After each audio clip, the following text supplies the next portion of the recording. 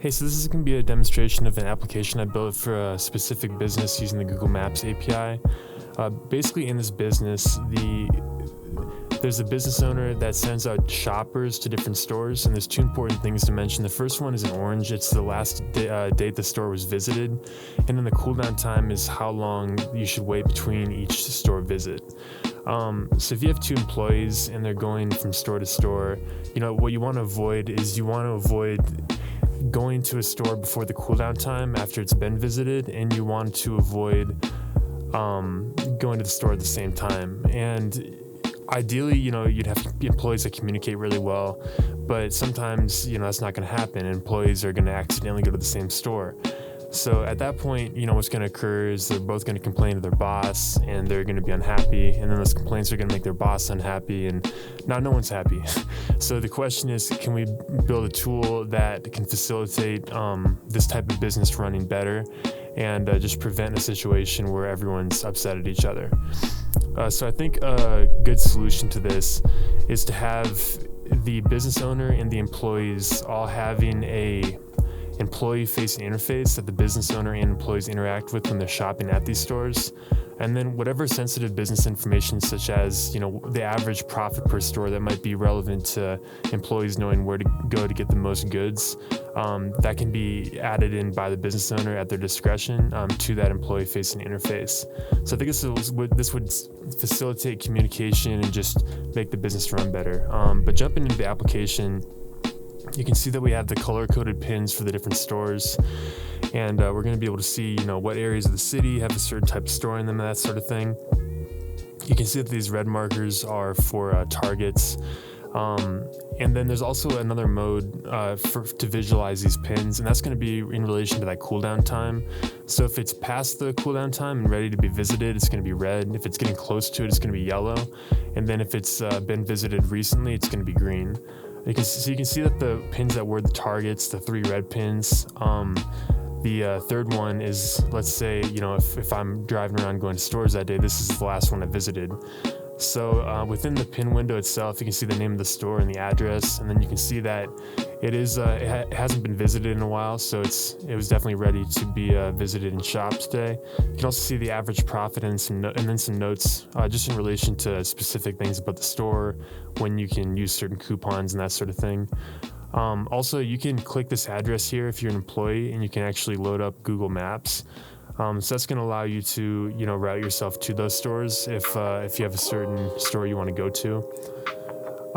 But then where the application really opens up is inside the edit window for the store. So you're going to see that here. So this is where all the data is managed in relation to the store.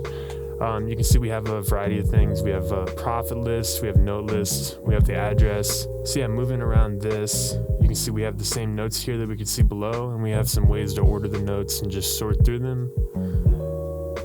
And we also have a profit list. So there's a bunch of different stuff we can take a look at here. As long as we have the profits per visit in, we can look at the range, the average, the median, etc., etc. This is going to help employees to know where they can go to get the most goods in a single visit.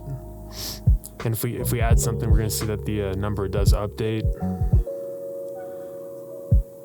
So then an important part of this is preserving the data, because ideally you have this data that gets built up over time. So we have these guard modals in place that are going to pop up if you want to do sensitive stuff like change the address or delete the store entirely from the database, just to make sure there's no data corruption. You can see that with changing the pin color, we don't have that same guard because it's a less corrupting action, you could say, and it's less of a big deal if that gets changed by accident. So right here we can adjust how long it takes for the pin to turn yellow or red. You can see that if we force it to go to a certain color, that it's gonna become yellow. Or so it's been visited 22 days ago, so if we put 23 and 24, then it's gonna be green still. So that way we can set based on the store and when shipments come in and that sort of thing, when things actually change color. So we'll reset the timer here because, like I said, in this demo case study, I just visited that store. So you can see that now all three of those targets are now in the green pin mode, which means that they've been visited today.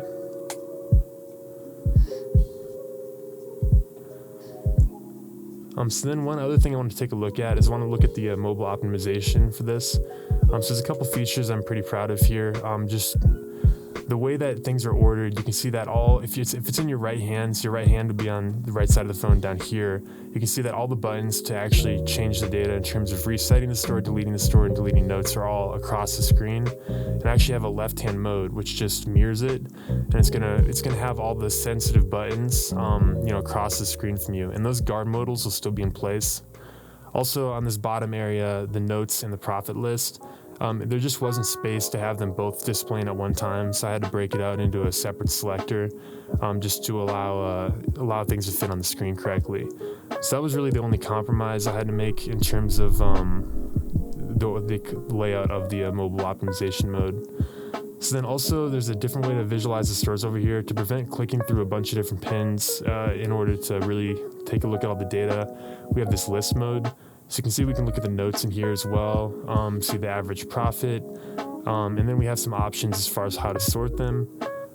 So we can, change it and have the purple pin at the top, and just we have some options as far as sorting through the data easier, and just really being able to analyze things. This is more something you would use, for the business owner or an employee at home to really kind of plan things out and look through all the stores. So we can also sort those by status, see which stores are on deck to be visited, as well as, the red mode, which is which stores need to be visited ASAP.